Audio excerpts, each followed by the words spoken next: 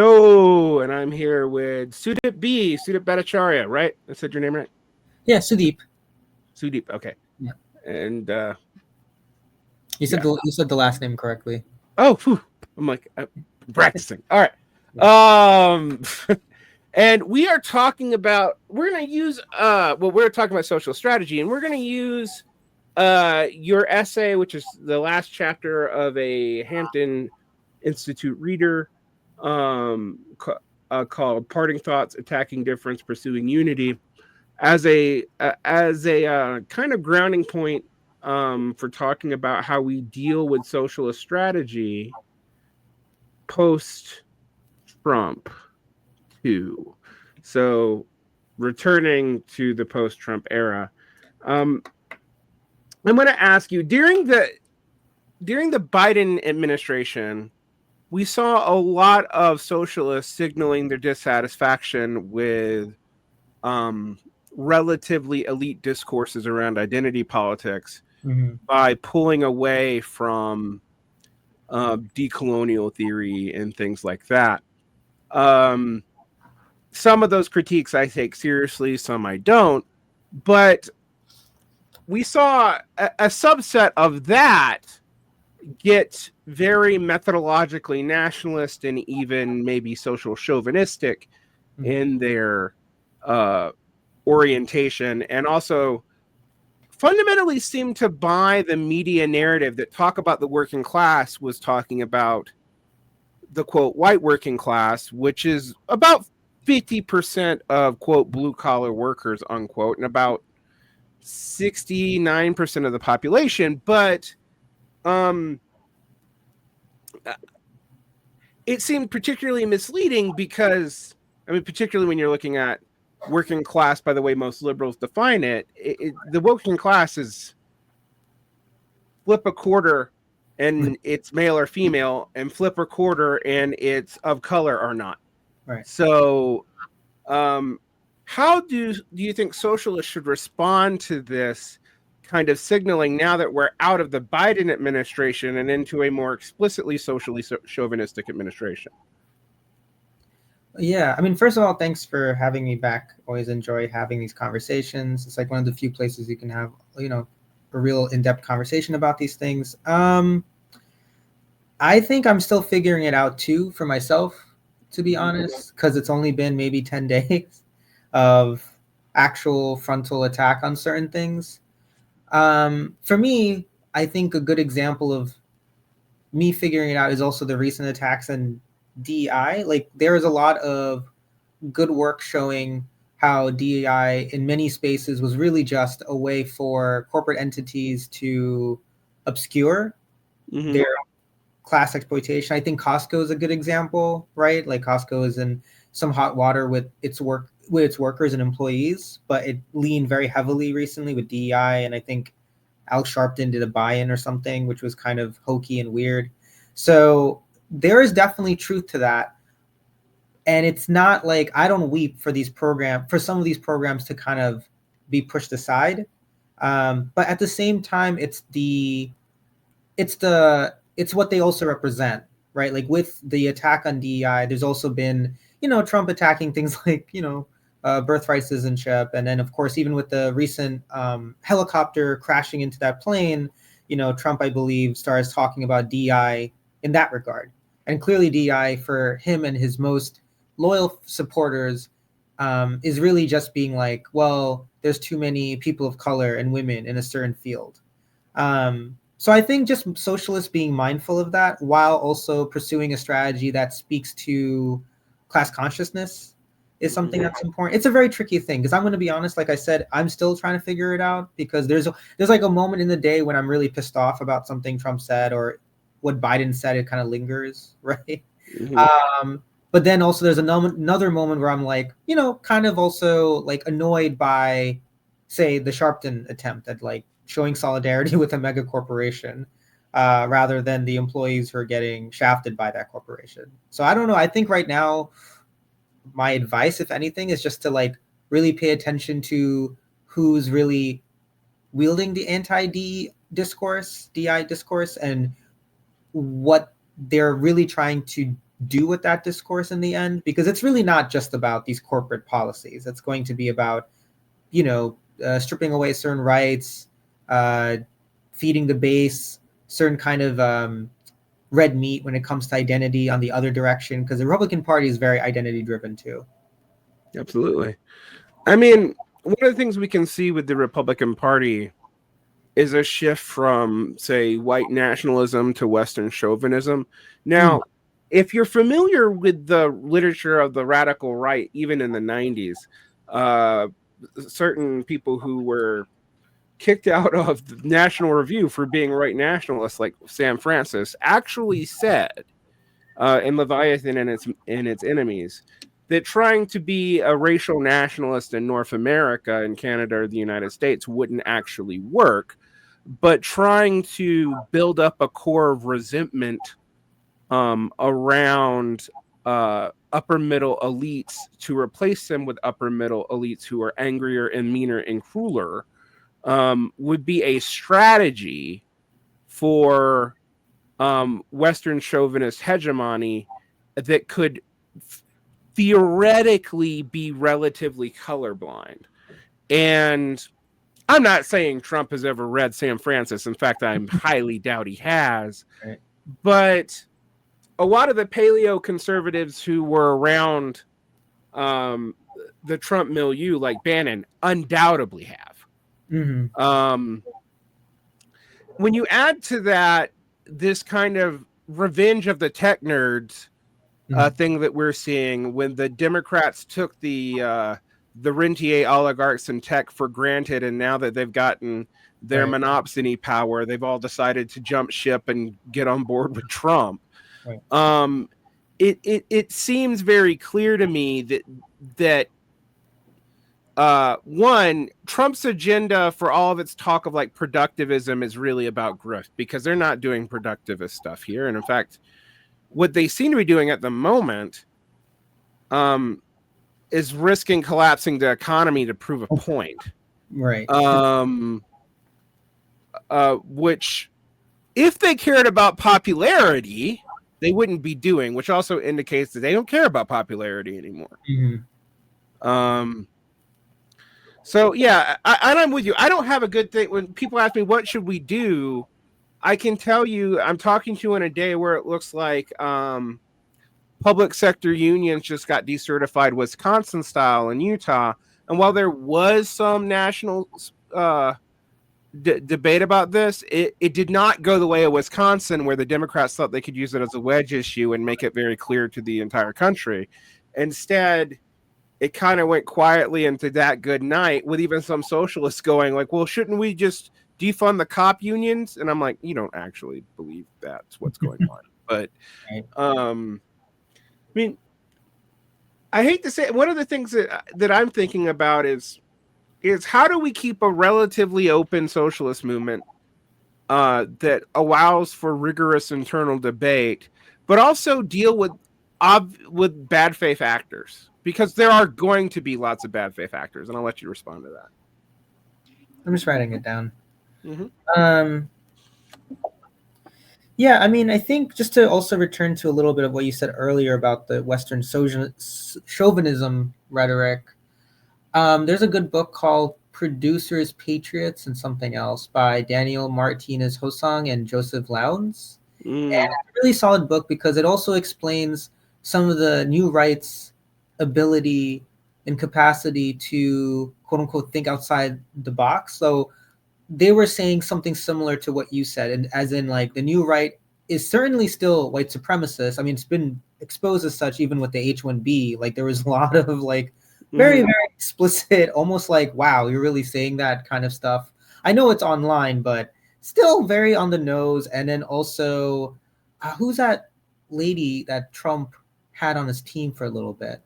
And she was kind of like, I mean, she's very right wing. Oh, Laura Loomer. Yeah.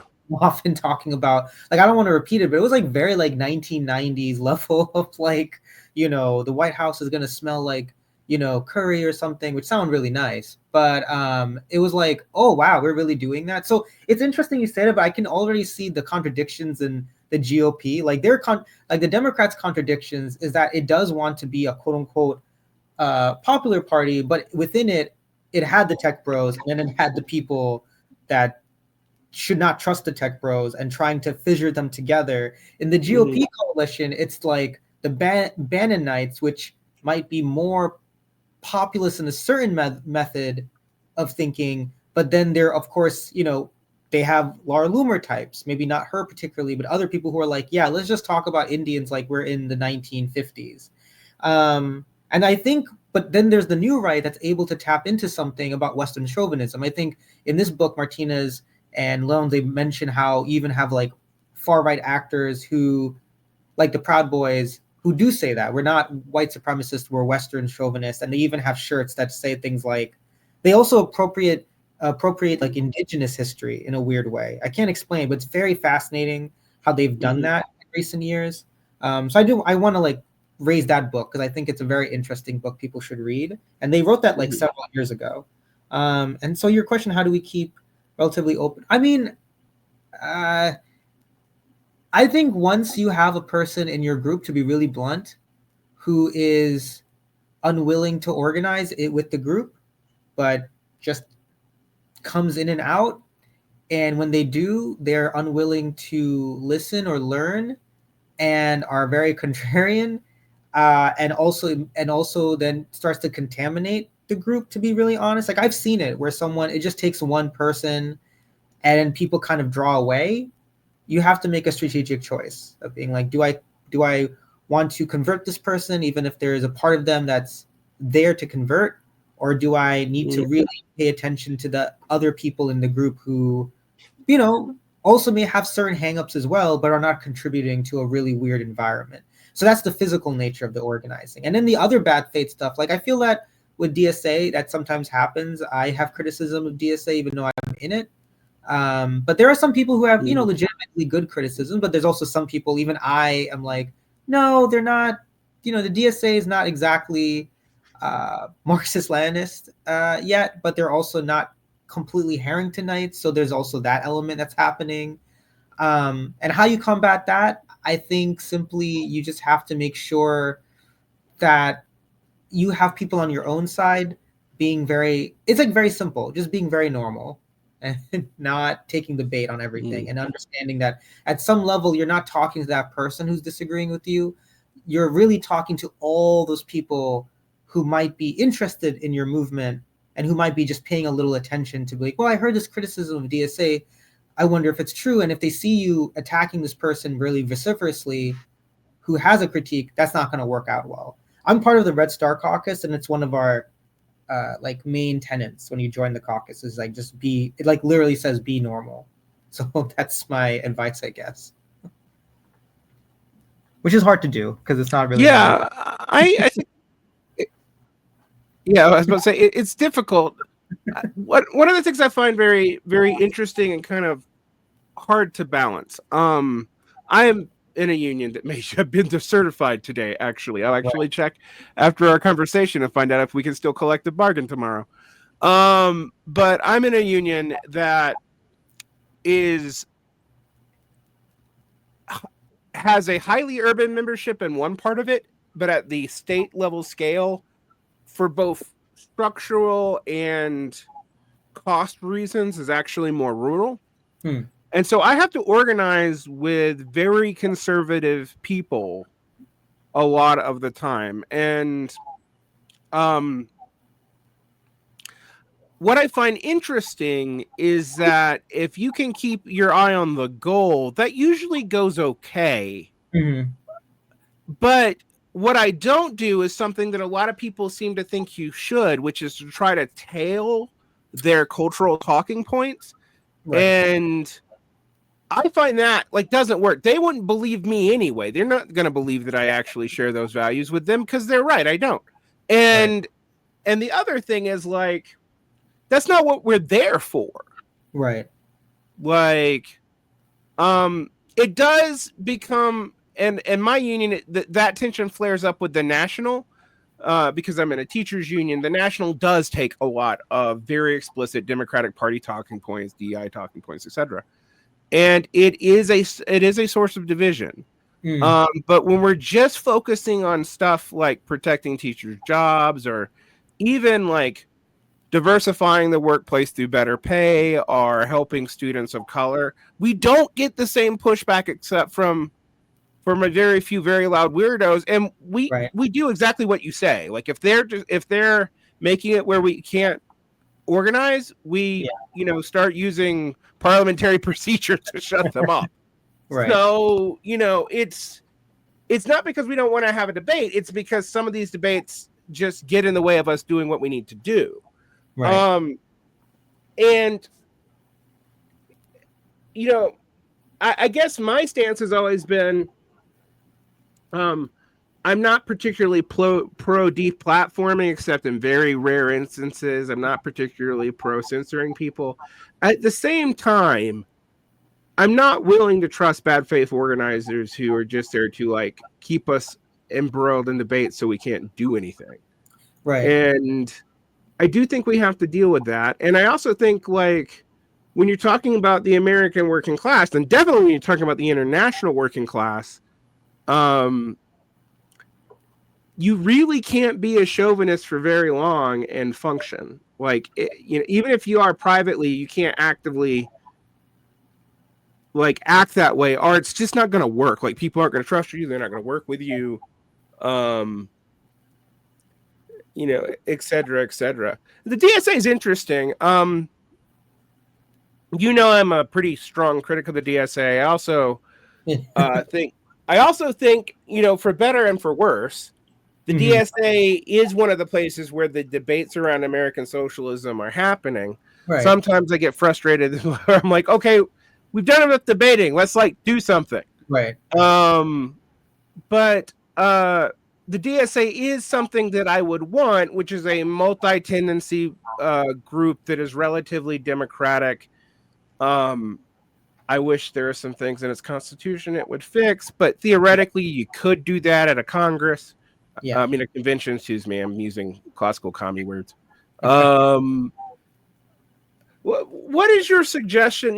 How do you think the DSA is going to react to this? Because I can see two very different debates happening with what is likely going to lead to a small DSA bump. It doesn't seem like it's going to be like what it was in 2016 in response to Trump, but it does seem like the DSA has been kind of stagnating for a little while, and it seems like it's going to be moving out of that. But there's two very different broad orientations in the DSA. There's kind of there's a bunch of caucuses. There's many that aren't represented in the NPC, but there's about 4 caucuses who want more independence from the Democrats than the more radically oriented DSA. There's probably a bunch of working groups and at least 2 caucuses who don't. And even though there's probably more caucuses on the side of independence, as far as numbers of people in the party, they're about split down the middle. It seems like anyway. That's what the NPC actually seems to indicate. You got the DSA right and the DSA left, and then like bread and roses in the center splitting the difference. And even that seems split amongst itself depending on what's going on. Do you see that as like, I actually think that could be a sign of a healthy organization, but I'm also worried about it in times where we have to actually act. So where do you see that leading to right now? And I'll give you a second to form your answer and be as diplomatic as possible. Well, yeah, like I'm in the Red Star Caucus. That's even the terms right and left has been contentious. There's been fighting about that too, like who's defining that. So I'm not going to use that. That's fine.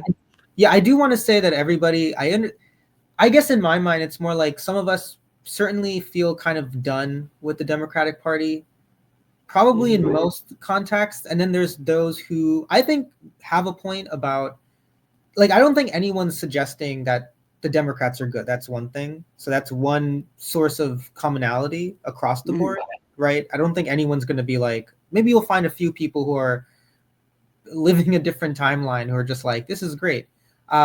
We've won so much. So that's not what I've seen. I've seen mostly, you're right though about two sides, really. I've seen the quote unquote side that I've been on, which has been advocating for a quote unquote real break from the Democrats. And a break that would mean like more, like you said, more of an independent party that doesn't have to work within them or around them really. And then there are people who I disagree with, but who are, again, not suggesting the Democrats are good, but are just like, in some ways, realistically saying that in certain contexts, in certain primary settings, like it's hard to develop that all at once and not still lead a campaign that could be effective. Like, I don't know if you've been following Zoran, I think, Zoran Mamdani in New York City. He's running in the Democratic Party. And to be honest, he's one of the few candidates I've been I like his political agitation. I like the videos he's done. He does seem extreme. To what you said earlier, he does seem very authentic. Like he's actually been on the street doing these interesting video chats with folks in Queens, the borough I'm from originally, and he talks to brown folks who either voted for Trump or didn't vote at all. And those conversations, they sound authentic. To what you were saying earlier, you need to be authentic with people. Like, yeah, you shouldn't be hiding what you believe in moments when people even ask, because that sounds really shady. If you're going to hide something small, like what you think about pronouns, why would someone believe you on the big things, like, working with them for a union contract? And Zoran does seem very authentic in that way. But there's that side too, who would argue, well, you have to work within the Democrats in that context, because for us to do this and this and this, it's going to take years down the road. And right now is the pressure. I get that too. I know this is going to sound annoying because I've said this before. I'm not entirely sure yet either, to be honest, again, because these debates have been happening for at least the last year and a half, maybe a little bit longer, especially at the tail end of Biden's terms, but also since the Israeli state genocide. I think that's what really precipitated for a lot more people, including myself, to be like, well, whether or not there are people within the Democratic Party who are quote unquote good legislators, we don't have leverage. Right. And I think that's sometimes the fulcrum of the debate. Like, we don't have leverage to do the things even we want to do in the party. How do we do it? And for some people, it is still building like a constituency within it. And for some of us, it's like, well, what if that constituency gets eaten up? And to your question, really, is this healthy? And how do you feel about like the tensions of that, if it's going to allow for a functioning org? I've still seen it function. I'm in the Philly DSA chapter. There's still a lot of interesting campaigns going on, tenant organizing, workforce organizing, and still Palestine stuff. But I do think with the DSA, I think the one thing that's been a little bit difficult over the last few years with the stagnation in numbers has been, I think the smaller chapters have struggled more in retention, while the bigger chapters have slowly kind of recovered a little bit more of the momentum. I think that's been an issue. But I've also seen a debate up close. Like, I remember one of the town hall events I went to after the Trump presidency was, what's the term, announced, or he won. It was standing room only. So there was a lot of energy, and there was still debate. Like, there were people coming to the mic saying things like, we don't have time to do this and this and this. We have to like do essentially the popular front strategy. And other folks like myself being like, well, don't think of us as being stuck in domestic front only. There's an international world that's really waiting for us to join them. We're not alone. We don't have just these options. I think as long as people are honest with each other and people are still speaking from the terminology or the framework that we're all trying to build leverage, I think therefore it'll be healthy. Where I find it frustrating too at times is on things like Palestine. There was definitely a lot of push and pull on that issue, even though DSA was doing a lot in some instances to really also help with orgs doing that work. But I do think there is still like this tension between some people who are like, well, we don't want to focus entirely on Palestine because it'll jeopardize like certain campaigns, or vice versa. That's where I felt a little bit frustrated, but I don't know how it's going to be going forward. I really don't, because the Trump stuff is, again, very early. And we know we've been here before when 2016 happened or when he was inaugurated. There was a lot of new energy, but it kind of gave way to a lot of other issues that I don't think a lot of us saw. One of which was there was this massive bump, but was there enough infrastructure to retain that bump and to funnel the people into different campaigns that could really effectively transition them from being like left liberal to socialist. I still think that's another issue to deal with, regardless of what side of the fence you're on. And so that's why I'm like not sure how to feel about the so-called divide. I am glad there's debate, by the way. I do think I'm actually not a huge debate person, to be honest. Sometimes I get annoyed just with debate culture. But I think so far the DSA has been doing okay with not trying to develop a toxic enough culture where people necessarily want to split off. Because that's also my worry. I don't want people to split off, even if it's justified. See, I think that's interesting, because I am one of these people who actually does think you have to have a criterion for when it's time to split. Right. But I also think you need to have it way before you go to split. That way, like, people, and I wouldn't be one to tell any group what that should be either. But I mean, like, you'd have to decide it amongst yourselves. Right. I would wish, for the DSA's sake, that even though I encourage people not to hide their positions and to be completely authentic and honest, it is weird when I see DSA people sniping at each other with massive Twitter accounts in public. Right. Because as a person who will snipe at people on an X account in public, I don't do it to comrades. And even when I am implying it, I try to give people the ability to save face, because we have to work together. Yeah. It's only when I think someone's actually been a bad faith actor when I start calling people out by name. And so I'm not saying there's never a place for it, but it does seem like, in the spirit of solidarity, criticize, but maybe, don't go threatening your comrades in public. Because I saw some of that, actually. I mean, I saw people basically implying some threats in public, and I was like, okay, chill out. Like there are much bigger things to handle right now. And I guess that flies under be normal, but like, be normal people. Also don't, to be honest, to be even more blunt, don't involve the DSA in certain things that are just not good for the org overall. Like, you don't want people, again, like what I said earlier, when you're talking to someone, you're not trying to convince that person necessarily. You're just sort of other people are watching you, and you're trying to convince them that you're more normal than them or more rational and thoughtful than them. And so if you're just being like very, very aggro on something, it's just not going to help even people on your own side. I've been there, though. Like, I've actually had, I've never threatened anyone, not saying that. I'm just saying I've been really annoyed with people. And I've been sometimes arguing with folks about something they said or something they assumed or implied. But I've also been the person being attacked. Like, I think one person tried to find a tweet of mine and then pull it out and then make it seem like I was contradicting myself. But what was nice about that was a lot of people, even people I'm not exactly aligned with, were defending me. But it was my first example of being because I didn't even realize that what I said would matter. So I was like, oh wow, this is what it means for someone to be trying to argue with you. And it didn't feel good. It definitely felt, I actually was very pissed off about it. And I was like, oh wow. But I tried my best to keep it in check, because at the end of the day, like you're saying, you're not just, you're not trying to win an argument with a singular individual. You're trying to represent a kind of politics, but also a kind of behavior that you want to see other people do in the org, even if one person is being extremely unfair. Yeah, definitely. One thing I would, and look, I know I'm kind of a hypocrite here. I have threatened my audience outright. But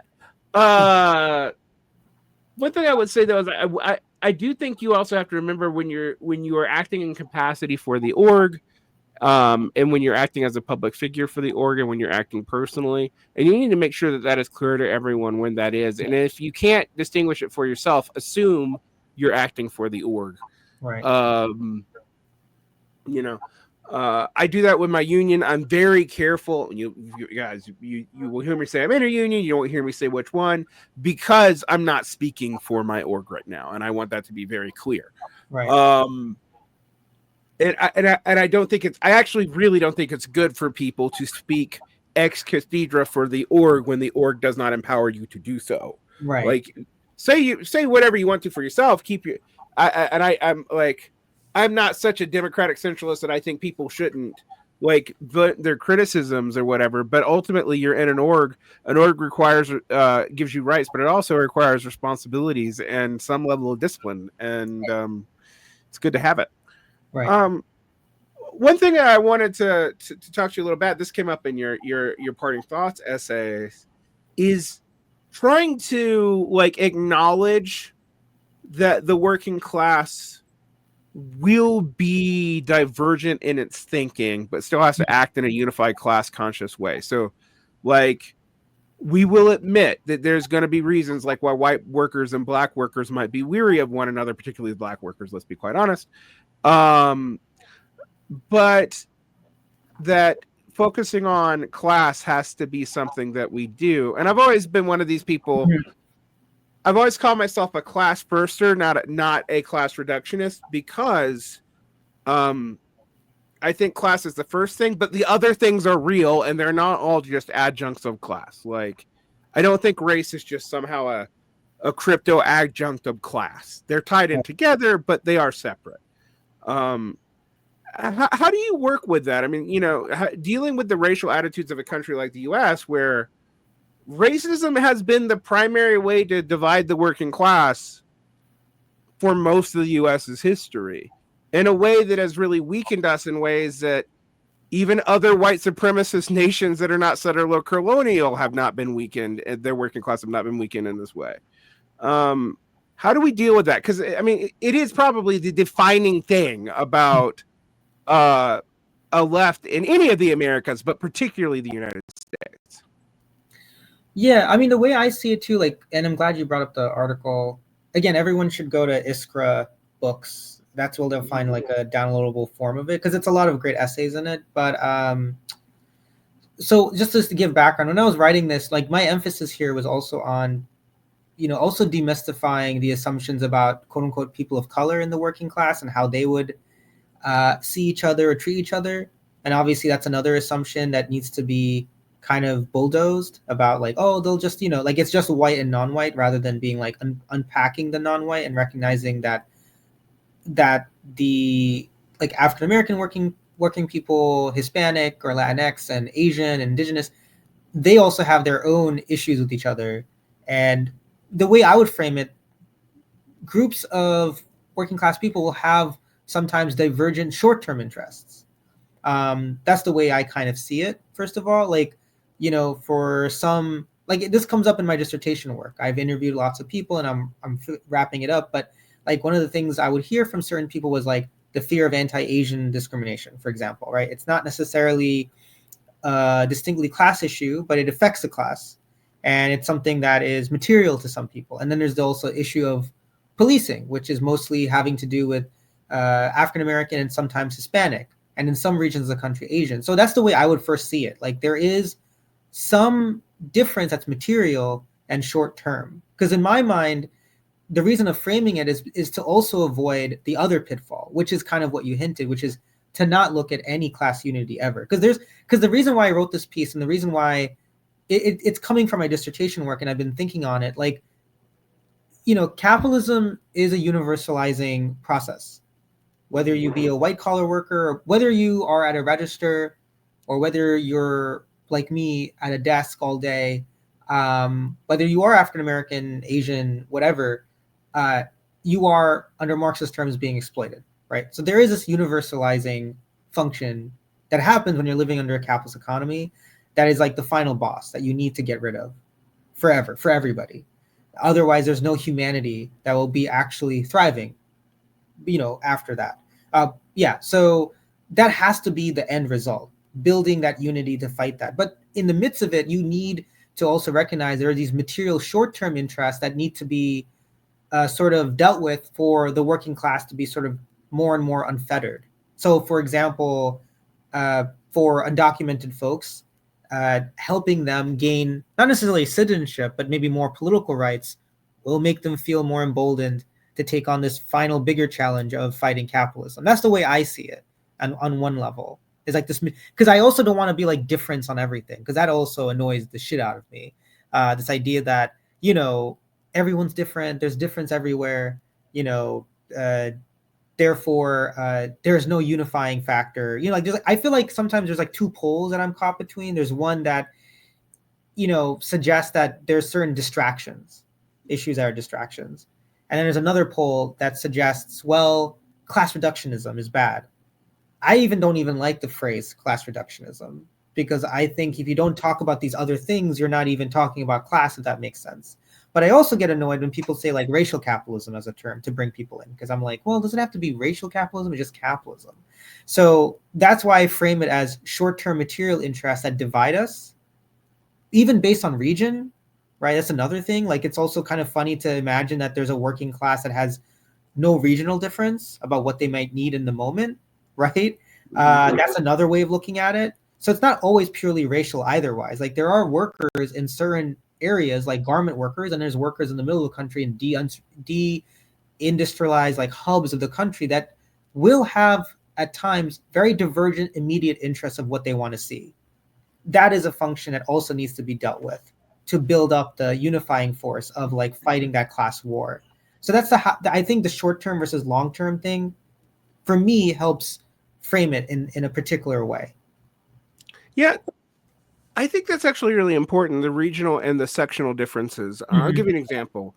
I read a lot of Kim Moody in labor organizing, and there's a focus on logistics workers. But I also will point out that for reasons that I think are even material and due to the individualized nature of trucking and the work, that truckers tend to have legitimate interests that are often not in the interest of the broader working class. Even though I will actually defend that a lot of time they are actually defending their own interest. I was thinking about the trucker convoy in Canada and what that was about. And I was pointing out that people, well, you know, truckers aren't as in danger of getting COVID by doing their job as factory workers are, or as office workers are. So they're not as concerned about it legitimately. Right. And so, you know, but their lack of concern can risk whole populations that they're going through. Right. And trucker strikes, not just during COVID, but like during Chile, were often used as ways to break up other kinds of working solidarity. And it wasn't because the workers were all just like ops. It was just that the truckers had remarkably different interests. And I think some of it has to do with the material nature of trucking. Right. Yet I also do think you try to stop production in America without the logistics workers, you don't win. Right. Like, and this brings me to something that's going to be a real challenge today. Someone asked me why Sean O'Brien seems to be more willing to kiss the Trumpist wing. They pick up anti-immigrant rhetoric, etc. And I was pointing out, it's harder for undocumented immigrants to have a CDL. So it's not really a concern for them. Right.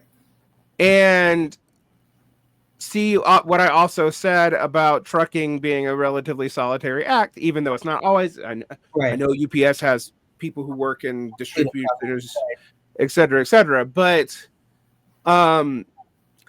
it seems like that would make a lot of sense for them to also be a little bit more reactionary on that. But I also wanted to point out that also indicates in some ways when the trucking industry is willing to not just kowtow one party, it's also because they're more powerful than, say, the auto workers union, because the auto workers union is very dependent on the policy of one party to adjust. Right. The Democrats, their production methods, because frankly, without tariffs and some kind of just adjustment, the Chinese EV market would totally kill them. Like if we did not have a huge tariff on Chinese EVs, the American auto industry would be in even worse shape than it is. And I'm not saying that to justify the EV tariff. Actually, it drives me out of the wall. But I'm just saying it makes sense why the other Sean might think it was smart to cozy up to Biden even a little bit prematurely before he even had to. Right. Which puts us in an odd situation because a lot of leftists have immediate attachments to these labor figures, but they're not in areas that often are unionized, or they're in government unions, which have a very different dynamic. Right. Are there, and this is particular to the DSA, and I don't say this only as a critique because thank God someone actually started working with labor, but their labor staffers, not rank and file, are their rank and file in the union of labor staffers. So it leads to this interesting dynamic for us to deal with when it comes to approaching labor, because we can't assume, and I think it's a little bit crazy to assume that like every working class person is already a communist or even all that particularly progressive. And I don't think those two things, communist and progressive, are the same thing anyway. Right. But we can't assume that, right? But I think those regional differences are going to be huge to understanding that. One of the problems that socialist groups like the DSA have is they tend to be concentrated in particular regions. Right. The DSA at least has the advantage that it's big enough, it's over 50,000, that it is got something in almost every region in the United States. Right. Although it is still disproportionately urban. Right. But it is concentrated in New York, California, Chicago, areas that we would expect to be downstream from the Democratic Party. Right. How would you suggest we started to deal with that? Because it seems like that's a major strategic weakness in a federalized country like the United States. Right. I mean, I think, to be honest, to be a successful DSA would have to be even moving, beyond it. Like everything that's happening in DSA is reflective of the broader issue with the left. That is, I mean, it's an issue you've been talking about a lot, which is, yes, we've seen a lot more labor unrest compared to maybe the 90s, I guess, but we haven't seen a higher rate of unionization, for example. So there's other things that need to happen. Like for DSA to succeed, which is obviously bigger than the DSA, it would need to help build a broader civil society, which is very, I know, easy to think about maybe. I'm just joking. Obviously, it's difficult. But I don't see any other answer, really. Because the thing is, like, even when talking about consciousness and workers' consciousness, like, it's still very material, regardless. Like, even if a worker, like you said, doesn't have, whether it be white collar or blue or whatever, doesn't have, like, a radical consciousness, it's not necessarily them. It's not usually them being, like, dumb or wrong and just that, they got the wrong ideas necessarily. They might, but it's because the material landscape has been shaped for decades by which they don't have, like, say, interactions with a left-leaning or progressive-leaning group that functions in their life in a material way again. Like, you don't change people by rhetoric alone. Like, that's actually hella annoying. Like, like, you change people's rhetoric, even people who might be sympathetic to you, because I really believe a lot of people are. Like, the people I know where I live, many of them are older. They are pretty sympathetic to a lot of different issues. Like, they're all upset about rent. They're all worried about it because they are older. So they would be very open to talking about certain politicians and whatnot, right? But there isn't, other than me, there isn't really, a presence here when it comes to, like, a real left-wing alternative that's not just even speaking to people. It's more like, hey, I'm here to give you this thing that you need and also talk to you about this other thing. And I think that's a material question. We're living in a landscape shaped by decades of neoliberal rot, of some bad left-wing strategy, frankly, from that neoliberal rot, and of course, state repression. And even after 2016, thankfully, we haven't dipped below 30,000. We're still at 50K, or even, I think, around 60K. We're still trying to, again, learn to manage retention and learn to manage even ourselves and how we can also not have burnout.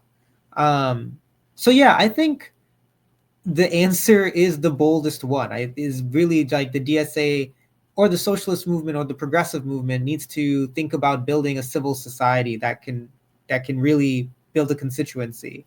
I know it sounds very big, but I don't see any other thing that wouldn't work, because what's happened in the last several years is the lack of that. Like, what happened to DSA, even though it's maintained a presence in these larger areas, has been it attaching itself to Bernie Sanders, rightfully or wrongly. I mean, I was motivated by him and, you know, other politicians to join DSA, but we didn't really expand beyond it. So when he kind of flamed out and then began, to be really blunt, kissing Biden's butt, it exposed us, right, for not having our own ground to stand on. And I think that's another thing that contributed to a little bit of a confusion, right? Like, what do we do? You know, like, even the last election, people were hoping, and I think friends are also saying this who are very well-meaning, are like, oh man, I really hope Bernie runs, because, you know, like, Biden's not going to work. But it felt really kind of sad, because it's like, well, is that really all we got from, for whatever years it's been since 2016, that we just hoping for this one guy who's actually older than Biden? I like Bernie, I'm not saying, but older than Biden, to keep running forever until maybe one day he wins, I guess. So what's the other option? It's to do all the other things of building an actual front for, you know, socialism, not just progressivism. Yeah, as a person who was radicalized in the first Obama term, actually within the first month of the first Obama term, for me, I was leaning radical before then, but then I was like, you know, I got convinced during that time period that Obama was a moderate anti-war solution, and I should throw my weight behind him. I was wrong and realized I was wrong very quickly, and it radicalized me. However, a lot of people haven't been in this game that long, and I will tell you that it is very hard to not burn out and also to constantly grow. Because the one thing I think you have to do as a socialist, like, my basic values, I mean, some of my basic values even come from before I was a socialist. That hasn't changed. Like, I tend to be skeptical of war. I tend to be fairly internationalist. That's always been true. I don't like large corporations. I didn't even when I was a conservative teenager. But I do think you have to grow and learn. I mean, there's been time periods where I would have been very ultra left. There was one time period where I was very much, for about a month and a half, a popular frontist with the, you know, I even canvassed for fucking Obama.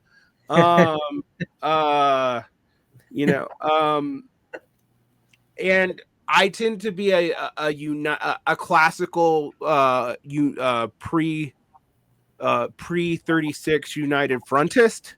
But that's, you know, such an arcane position and normally only taken up by annoying Trotskyist that I get, like, why it's hard to argue for. And so, you know, I think we have to learn. And another thing I think we have to do is there's all these, to use a Lacanian phrase, names of the father that we invoke, like Stalin or Trotsky or Mao. And I think we can learn from, I actually think we learn from all these people, even Stalin. But I don't think we can just, like, try to replicate them or even, like, new synthesize them. We have to learn from them and move on and realize we're in our context. Those names don't mean the same things to people who aren't weird sectarian nerds like ourselves. And so what would a working class mass line look like in the United States? That's something that we have to deal with. And I don't think I think one of the things that means is trying to understand rationally, but not condone or accept in our rhetoric why social chauvinism might emerge in different groups. You know, one of the things I always tell people, you know, the obvious ones like the white working class, but one of the things I always talk about is, like, I don't like ADOS, but I do think we need to understand why it is an ideology that would make sense for a certain kind of black worker or black intellectual to adopt. right? Even though I think it's anti-solidaristic and has all kinds of major problems in it, I'm not even sure it's particularly popular right now. But I want to have compassion for why people would adopt that, but not adopt it or make excuses for it. Like, and that's a hard ask. It is admittedly a hard ask to be like, I want you to understand this thing, but also fight it. Right. But how would you go about it? Because I think this is one of the things you think probably the most about is how to respect these differences that come up within the working class, racially, genderly, regionally, ethnically, sectionally, etc. Deal with the fact that maybe intellectuals like ourselves, whether we're formally intellectuals or informally intellectuals, or someone like me who's been both, sometimes need to step back and listen to working class people and shut the fuck up. But at the same time, how do we do that and not validate things that are anti-solidaristic or destructive? Right. Yeah, I just want to plug Black Liberation Media. They do a lot of really good stuff on ADOS. If people don't know, it's I forgot, African descendant of slaves. African descendants of slaves only. Slaves only. Because I guess just to tell the audience, like, they're folks who are part of this movement, I guess, or campaign, because they want reparations. Again, a valid thing for everyone of the diaspora, African diaspora, but they want it particularly for people who, quote unquote, descended from enslaved Africans here versus Africans from the continent still, or Africans in the Caribbean, yada, yada, yada. So yeah, it's a very social chauvinistic point of view, because it also runs counter to the actual history of like African American radicalism, which is very inflected by Caribbean folks and people who've been here for a minute. Like the person who's influenced my essay is Claudia Jones, right? I just want to reference her too. And she was, from Trinidad, and she was born there, but she was raised here, and she became a leading theoretician of the Communist Party USA. And she's the one who was also dealing with these very familiar questions, and I think had the really right attitude of being like, listen, the working class, the class war needs as much of the working class as possible. Hence, you need to find ways of appealing to them in different ways. But you also, like you're saying, I'm saying, you have to still fight at the same time the impulse to suggest, therefore, difference is where we lay, right? This is like, because she would argue, like, she even went even deeper with certain kinds of feminism, like what you'd call bourgeois feminism, as being distractions completely. So she was like all in. She was like, to some fault, like, well, the context of it being so different. She was a Marxist-Leninist, but a Stalinist at one point. So she was all there, like being like, there is still a class war that people need to take seriously. But yeah, it's an interesting conversation, because like ADOS and other examples I can think of among people of color too, who might be like, recent immigrants, but who got citizenship and are suddenly like, I got mine, screw everybody else, that kind of thing, which still pisses me off, because that's very selfish. I still would argue with people being like, well, it's because, again, it goes back to what I said earlier, the material landscape we're in, there are very few alternatives for people to really feel seen politically. So take, for example, the immigrant of color who's now a citizen, who might not be anti-immigrant, but who's like, I'm not really caring about all that quote unquote undocumented stuff. I just want to focus on a candidate who's like bread and butter for me, who could ultimately be very anti-immigrant on their own, or law and order and such. I would be able to say to someone, be like, well, the reason why they're supporting this way, which is still annoying, but supporting this way, is because American society is very do or die. American society is very like dog eat dog, and you are competing against people. You're competing against recent citizens, old citizens, whatever. So it's going to be producing a kind of person who's not maybe awful, but becomes awful because society here is pretty awful. So that's one way of identifying also the material reasons for why people are the way they are. And there it goes back to, again, the other thing I said, when you're doing outreach, you have to lead with material stuff followed by the rhetoric. So they're both in tandem. But I would argue you don't lead with rhetoric followed by material. You need to like have a campaign that speaks to something that people would want to see change, followed by the poly-ed stuff that needs to happen. Because I feel like sometimes people have this, there's like two camps. There's one camp that's very, very in the weeds again about poly-ed, changing people's minds. But it becomes like, good, but it becomes more like glorified reading circles and, people not really getting to the heart of what maybe is affecting somebody. But there is also another extreme, which I'm also frustrated by, which is we'll lead with the campaign, but we'll never get to the part of talking about stuff and learning about stuff together, right? Like you mentioned Mao, Stalin, and Trotsky. To be honest, if only we had more people even knowing what they said. I've come across many socialists or progressives who also don't know the history of civil rights struggle in this country, right? They know the romanticized version of it. King gave a speech, things happened, people took freedom rides, things changed, but they don't know like the material consequence of it. They don't know like what led to changes in the North to the South. Those are things people need to learn, regardless of their context. But again, it leads with the material, go into rhetoric, and I still believe that's the way to go. But then that requires still a ton of dedication and commitment, and that's where I feel like I have a ton of questions myself of where that might come from, because I don't know, because I also am like really burnt out.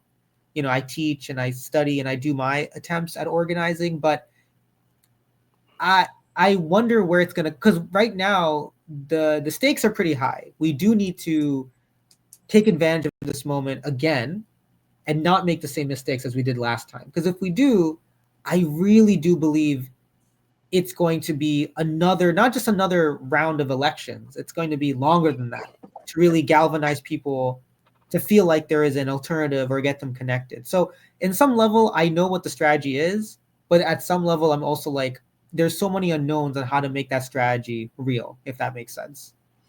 Yeah. In the DSA, there's a lot made about a 2018 or 19 Pew poll that actually indicated that young people under 35 were more sympathetic to socialism than we've seen since before World War II. But there was a follow-up, and I've mentioned this a few times, in 2022, that indicated two interesting things. Socialism was becoming much less popular in America than it even was priorly, but capitalism was more unpopular than it was in that 2018 survey, which tells me we're in a period of contestation where we could intervene, but for whatever reason, we've been associated with a very status quo regime. Yes. How do we deal with that? Because I do think most workers can be won over. I also do think there is a point of no return. Like, I'm a former reactionary. I want people to know that. Like, you can't come back, right? But it's rare. There's not a lot of me's. Like,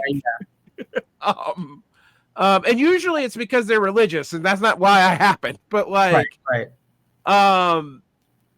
so, people can change, but it's pretty rare for them to change. And I will also say, like, nobody de-radicalized me. I de-radicalized me. If you tried to de-radicalize me, you probably would have pissed me off and made me more reactionary. Like, it's not. And in fact, I mean, anything. I went through a period of radicalization, de-radicalization, and re-radicalization in a different direction. But I do think it's something we're going to have to deal with digging into the working class, particularly when I remind people that, like, you can scream abolish the Senate all you want, but unless you either have a military or control of the Senate, you're not going to get rid of it. Right. So I think it's important to think about these questions, but I like your attitude here, because I actually don't know that I would trust anyone who's told me right now they had an answer to these questions, because I'd be like, well, if you did, why the fuck aren't we winning? Right. Like, if it was just something you could tell me, why have you not told me A, already, and B, like, why aren't we winning already? What's the actual reason? Right. It's just like when someone goes, I was talking to someone and like, oh, there's all these neo-Stalinists. And I'm like, okay, sure. But in my back of my head, I was thinking, but why are there so many, quote, neo-Stalinists? Like, ideology doesn't come out of nowhere. What are they responding to? Right. Like, what part of that's coming from a legitimate place, and why are they going there? And if you can't answer that, you don't have you don't have an answer to the problem that you're posing. Now, I don't think neo-Stalinism is actually the primary problem that we have. If I am quite honest, there are things that are way more important to deal with. But I'll also tell you, I'm not sure I know what neo-Stalinism is. I kind of know what Marxist-Leninism is sometimes, depending on who's talking. Right. But neo-Stalinism is only an epitaph for people I don't like. You know, sometimes I will call someone a Stalinist, like if they're a Hojaist or something. But that's like, even for me, that's a very specific subset of people. Right.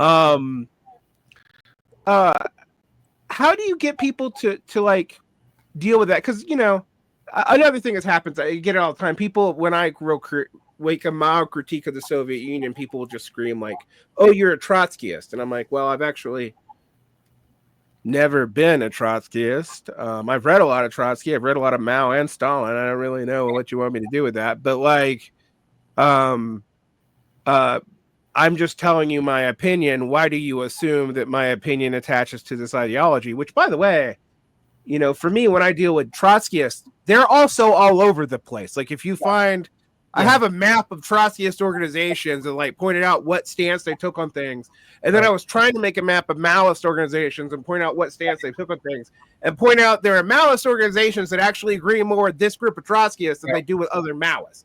So, like, although they hate each other because the name Trotsky and Mao pisses each other off. How do we deal with that? I mean, because in the DSA, this comes up probably more than in most places, because you have all kinds of groups within the DSA. Yeah. How do we deal with these names of the father, Sudip? I don't. You know, again, give me a moment, because it is like, so to be honest, sometimes I even don't even care, because sometimes I'm just, so my view, I'm like a Marxist-Leninist, and my focus is on ending the U.S. empire, and my focus is on class war, class unity, ultimately. Even the class reductionism thing, sometimes I even take that, because I'm just like, I don't even think you know what class is. I'll take that for me. I don't really care, because I've got it from both ends. I've got it from people who are like, you're too focused on identity, which is kind of ironic given what I actually talk about.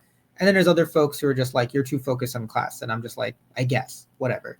So that's one thing that I've seen. And of course, the other thing is, you mentioned the different factions, or rather the factions within the factions.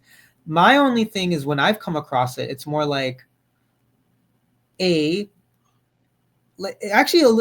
kind of echoes what you said earlier a little short while. Is this reflecting a legitimate conversation, right?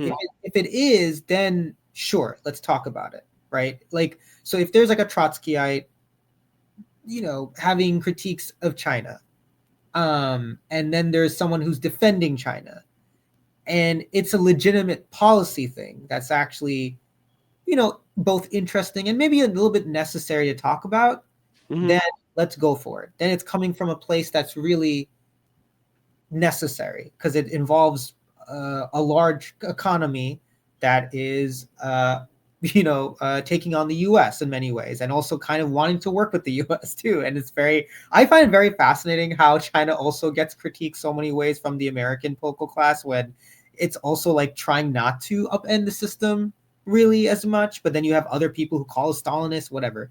So let's talk about that then. There is a legitimate grievance there. That's the way I look at it. If there is a core to what's being argued that has a legitimate thing to it, then let's talk it through, and it's fine to have sides. But if it's coming to a very, and I'm a nerd, I'm proud of it, but if it's coming to a very nerdy disagreement that is extremely in the weeds about so-and-so and so-and-so and so-and-so, then it's like, it's still legitimate, actually. Maybe it speaks to a sort of alienation that people are feeling about the current. So there's like, but that's for someone else to deal with, like another friend group to deal with. But for the org to deal with, it has to deal with like legitimate concerns that might be reflected in maybe caucus struggles or factional fights. And in terms of even the disagreements when it comes to like who's right or who's wrong, like I said, it's the boring answer. Let's just read them together. Like if it's coming up in a chapter, I haven't seen it as much, to be really honest, but if it comes up in the chapter, that's the way I've seen other smart people deal with. They're like, okay, let's read them together. Let's do the most boring thing, but the most necessary thing. Let's read them together and actually just talk and answer questions together. And that's why I think it's important to have Paul Ed. And I think sometimes it gets missed too. Like there are people who legitimately get worried about too much Paul Ed because it's like that's what the left has done for a long period of time after it's been repressed. It's like retreating into a safe space of like, let's talk about our feelings through these texts. But learning does matter. Like lived experience, like I've said this a billion times, and this is why I find it so fascinating, some critiques of me as being identity focused. Lived experience is meaningless at a certain point. Mm-hmm. Like there's so many people who have lived experience of being like, shafted in life and yet end up in the weirdest political, positions. Like somebody could be screwed over by their boss and what they take from it is not to be solidaristic, but rather be like, I just learned I should get mine. I learned that I'm never going to be shafted again. So if I see another comrade, or not comrade, that's me. If I see another coworker, I'm just going to be like trying to learn their position so I can take over for them faster, or something like that. Like that's the American dream, baby. Like that's how it is. So lived experience has a very limited consequence. So again, there is ways of dealing with this with like recognizing there's legitimate struggle and also not dismissing the names of the father behind them, if that makes sense. Like don't get led by the people who sound very cranky to be like, we don't need to read any Mao. We don't need to read any Stalin or Lenin because they're distractions. Still read them, but do it collectively and do it again in a very honest and authentic way. I like reading. I think it's important. Yeah, me too. Well, I was thinking about this the other day. Like, I'll pick a controversial topic. I have critiques of Domenico Lacerda, but I actually like four of his books quite a bit. And even the books I don't like, the Stalin book, which I am mixed on, I actually don't even totally dislike it because I think the basic argument's actually true. That we use Stalin as like a figure to just not deal with things. Like we can just deal with Stalin's personality and just Right. like never talk about the problems are the good that came out of the USSR, why it failed, why it didn't. Stalin's just a way to avoid that whole conversation because big mustache man bad, we stop. Right. I'm not, and I'm actually sympathetic to that point of view. Some of the specific arguments in that book I'm less sanguine on, but like, I think that's actually a valid point. His book on Western Marxism, I am mixed on particular chapters, but I do think he's right in the broad sense that academic Marxism really doesn't have a lot to show for itself. Yeah. At the end of the 21st century, and that Perry Anderson, even if he had a critique of Western Marxism, seemed to see it was better than Soviet Marxism. And now I'm like, well, neither one of them seem to have one, so maybe we should just be honest about stuff. So I think we have to deal with that and be more than fanboys to these figures, and particularly when it comes to like people who actually had power, Right. I think that's fair. I call myself I just call myself a Marxist, but I tend to be a big fan of Lenin. I'm not an anti-Leninist or pro-Leninist. I think you kind of have to dig into it as best as you can. Yeah. And I'm the other thing that you said I think is important is having a critical but collective group to do this with, because it will make you smarter. Right. Like I can read 1,000 things by myself and think I understand them. And if I don't talk to someone about it or try to enact it in a collective group, it doesn't fucking matter. And a lot of times I have come to the conclusion when I actually either go to enact this stuff or to talk about it with someone else, I'm like, oh, I didn't actually understand that. I thought I did, but I didn't really. And that's not just with like political stuff. That's even like instructions, like boring shit, like airport manuals and whatnot. And so I think it is important to, and this is why I think it's important to have a diverse but serious set of comrades who are like-minded enough that you trust each other, but like diverse enough that you can actually work out hard things with and not just go, yes, that's correct, comrade, and never ever question anything. I really like your attitude about that. That seems to be pretty healthy. We've been talking for about an hour, and I want to give you a parting shot. I know it's late where you're at. what would things are going to get hot. The one thing we can say is the status quo is not statusing or quoing at the moment. As we say at the end of January 2025. It's not even looking like the last time we saw Trump in power. It looks weirder and more clown showy, and yet actually also somehow more effective simultaneously. Right. That leads me to the question, like, where do you think people should go? Because a lot of people are going to feel hopeless. There's going to be a lot of liberal tears.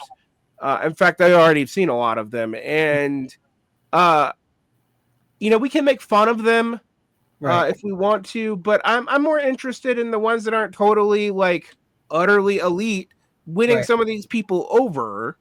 How do you think we should do that? No, I've had that same. I mean, there's like, I don't know if you saw the recent poll that came out showing, like, I think it was a third of people who didn't vote for Biden who did, or didn't vote for Harris who did vote for Biden, said it was Gaza. There's always a feeling of, like, told you so kind of moment, being like, yeah, it's not just Democrats didn't want to just not vote for Harris. There's actually legitimate concerns that they had on the Democratic side where they just felt completely betrayed, yada, yada, yada. But other than that, and there are some liberals and conservatives who may have backed Harris that I do have this feeling of, like, here you go. Here's the facts. Like, you can just, live with it. Because like you said, there's a point of no return. Even for some liberals, there's a point of no return, right? There's like a point where they're just going to rationalize everything in a certain way that's sometimes disturbing, right? And sometimes weird. And you're just like, all right, I actually don't want to go with you on this journey because it's going to mess me up mentally of, like, going there with you. But I do think, like, I have a lot of friends who are progressive-ish or liberal-ish, but who in my opinion, are more like socialist or social democratic than they know. But at the same time, they still are liberal-ish, and they ask me questions about what to say. And usually what I've told them, friends I know, people I know who I care about deeply, one, I obviously tell them to look into the DSA to see if there's a chapter around. I also tell them to check out other chapters on the left, like PSL. I know every group has their own, like, say, issues and stuff, but it's worth just checking out if there's a chapter here and there. There's, like, other civic groups they can look into. And of course, unions, if they don't have one. I know it's not easy to be like, just make one, but still, like, look into it. Like, and if they have questions, they can come to me or other people to figure that out with them. But then I also tell them other things. Like, one is, when you're talking to folks who feel very overwhelmed, both liberal and left-leaning folks, they need to know that America is not the source of everything in terms of politics, right? Like, we are, unfortunately, we dominate the world, but there is an internationalism that's there. Like, like I tell people, there are, like I said earlier in this conversation, the way I frame it is, like, there's a whole world of people that's waiting for us to join them. And when I frame it that way, it's intentional, because I want people to know that there's a world out there of people who aren't just out to get you or something, right? Because American politics feels like that, right? Like, it's like everyone for themselves sometimes, and you're just trying to win at every cost. But there are, like, I don't like Mexico. I know it's not perfect, Morena or Scheinbaum, but I do tell people, like, there is a country with the leader who's telling Trump, you can't use our air space or air, whatever, to get migrants back to Central America or whatever. Gustavo Petro, I know he kind of backed down from the recent tit for tat because Trump scared the shit out of him with tariffs, but he did tell the Colombian people that they should be ready to try to develop some sort of economy where they can really not have this happen again, which is, good. There's the Palestinian cause, very depressing what's happened, but the fact of the matter also remains that there's a lot of people returning home who are insistent on staying home, right? And the list goes on, right? There's a lot of different countries and people who, because the other thing that's interesting that is unknown but different is that America shot itself in the foot by being so crazy about supporting an apartheid regime this time. It really did. Like, created such a gap between some countries' elite and the people on the ground, including in places like Egypt and other places. Saudi Arabia, Mohammed bin Salman said recently, I think, that we're not interested in working with, the what was the course that they were trying to do before? What was it called? Something. But they were trying to do some kind of normalization further with Israel. That's off the table, and he's a crazy person. So I don't. So there's is he honest, or is it the bottom up pressure of keeping a royal kingdom in place where you can feel maybe things being tenuous? I rather think that's what's happening, because he's a crazy person who should also be at tribunals for what he's done. But I tell people this, and China, again, this is my thing. I am not like you said, fanboy of China either. I definitely feel like people pour a lot of hope into a country thinking it's the USSR in terms of its oppositional nature to America. But China's worked with the US, is actually very willing to try to do business with the US. It's because of our own craziness and our tech bro sector that can't compete with China that's pushing us in a certain direction with China. But it's not like China's F the US or anything. They're actually trying to be statesmen with the US. But with that being said, the fact that China has also done a lot of foreign policy work while America's been dropping bombs over the last 30 years is also putting a lot of screws on America. So I tell people, again, the situation is unknown. I don't try to sugarcoat it. I'm not trying to be like revolutions around the way because it's scary. But I also try to tell people there is this international scene that is not necessarily as closed off as you think the American scene might feel like. And if we build this internationalism with not just the working class, but with people who want to dismantle US hegemony and also bring forth a chance for something better, there are people out there who not only want that, but who really need it based on their own material interests, right? Who are really struggling to breathe and want something different. So that's the way I've kind of said, and it kind of sometimes works with people because, it's a really heady time. Biden sucked. It's been burnout from that horrible time to lead to this craziness, the other thing is also there's a lot of contradictions at work for us, right? Like the contradiction of the Democrats saying fascism at the end, but then welcoming Trump and being like, welcome, is an easy talking point for people who are on that side being like, what the fuck, Right, yeah. The fact that the Democrats seem to call Trump a fascist, right, but then not believe he would actually act right, like even a Bonapartist, much less a fascist, right, is actually, kind of hilarious to me. That Democratic leader, like I say this often with people, they treated Palestinian activists with such contempt that they never did with Trump or with the tech bros or with all these other nefarious people within and outside the party. The Democratic Party is a joke. To be really honest, they are a party that is also in a lot of problems. Even with the recent federal stopping, which got stopped by the judiciary, I think Chuck Schumer was there was a message saying they're going to convene the next day and talk about it. So there's a lot of opportunity here. And I do want to add one more thing really quickly. If you look at also data points about the middle class, there's a lot more people of color in the middle class, but it's also very precarious to be in the middle class. And the reason why I say that's important is because I don't tell people this ominously. I only tell people I really trust and are friends. There is no safety point for most of us. It is truly at there is no new deal, right? There's no capacity for capitalism to rework itself without ruining the planet, for instance. Or to be middle class even is such a vacuous thing. Doesn't really explain a lot about your class position, really. In the end, if you're a white collar worker and you're middle class, you're still living in a society in which the private goods are all concentrated. All the goods and services are concentrated in a private way. And fundamentally, you're still living in such a way that you need to just keep yourself going through debt, maybe. So there's just a lot of opportunity that people need to speak to and also address. But this is also where the unknown is. I'm also very honest with people, and I tell them I don't know enough, but I think that's why you should join, and we could figure this stuff out together rather than alone or apart. But I don't know. I agree with you when I hear people say things like this, and this.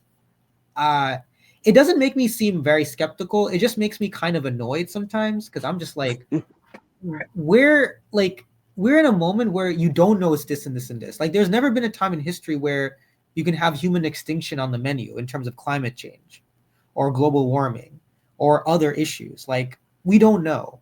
But authenticity is key. If you tell someone you know everything too, they're going to be turned off and be like, well, I don't know.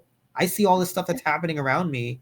I don't know what's going on. So you know everything. So yeah, I think those are some of the key things that I work through. Internationalism, opportunities are there. And also, I don't have all the answers. So let's try to figure it out together, I guess. Yes, I would agree with that. Let's try to figure this out together and try to be good faith actors. And well, thank you, Sudip, and people should check out your essay and all the essays in the Hampton Institute Reader.